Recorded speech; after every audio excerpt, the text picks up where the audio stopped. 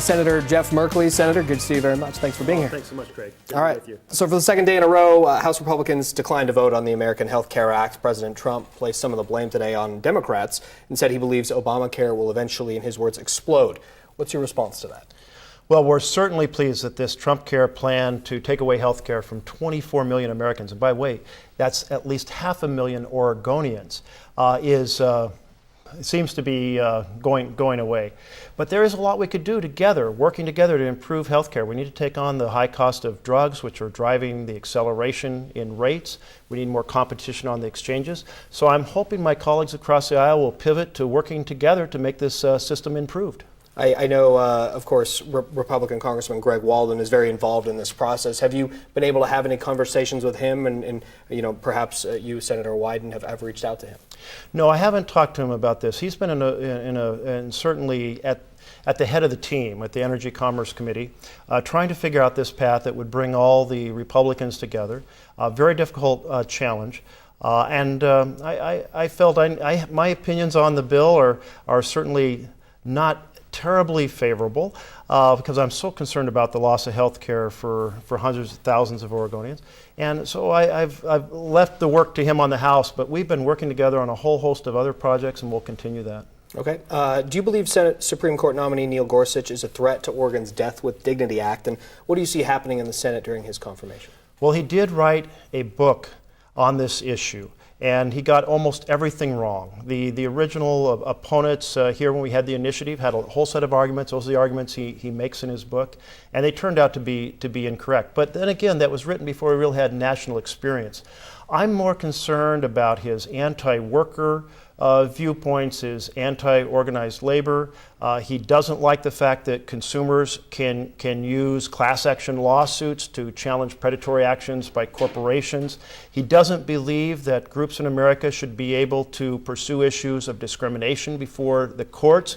And there's a whole host of things that he really is the furthest right on of anyone in recent memory, including all the people on the court currently. I really think it's a difference between our Constitution, which has this vision, this we the people vision, and Gorsuch's decisions, which have been about helping the powerful and the privileged. He's turned the Constitution on its head, and I certainly hope we can stop his confirmation. Correct me if I'm wrong, you've called the seat stolen. You believe it should have been President Obama's nomination to make. How do you see this playing out? Yes, this is the first time in U.S. history that the majority in the Senate has decided not to hold hearings, not to hold a discussion, and not to hold a vote on a presidential nominee when they had plenty of time to do so. It's a terrible precedent because it basically says we will exercise a partisan strategy to pack the court by taking the nomination of one president, putting it into a time capsule, sending it into the future without action, and hoping it gets opened by a president with a different vision at that future point in time. And that's what they've done in sending this vacant seat forward to Trump. This just starts a process where every time a nominee comes up now, people will say, well, that court was packed one direction, now should we pack it the other direction? Should we steal a seat from this president now that another group stole a seat from the last president? It's a terrible precedent. It attacks the integrity of the court and the integrity of the Senate. And that's why I've said we need to remedy this by having the president nominate Merrick Garland, have a debate, and have a vote. That's what the Senate's supposed to do. We're going to take a quick break. Much more with Senator Merkley in a moment. Stay with us.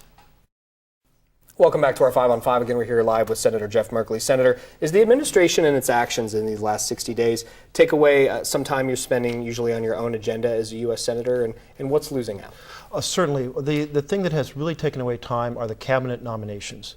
And now we have the budget just coming to us in the Senate, and that budget, which has a terrible impact on rural Oregon, is one that's really going to we're going to be immersed in the month to come. Mm-hmm. And you've got some town halls this weekend. People are going to have a lot of chances to see you here in Southern Oregon. Where can they see you? Yeah, tomorrow morning in Roseburg. In the afternoon, I'm going to be in Grants Pass, and in the evening, 5:30 South Medford High School. 5:30. Mm-hmm. I'll encourage folks to come and join us for the conversation.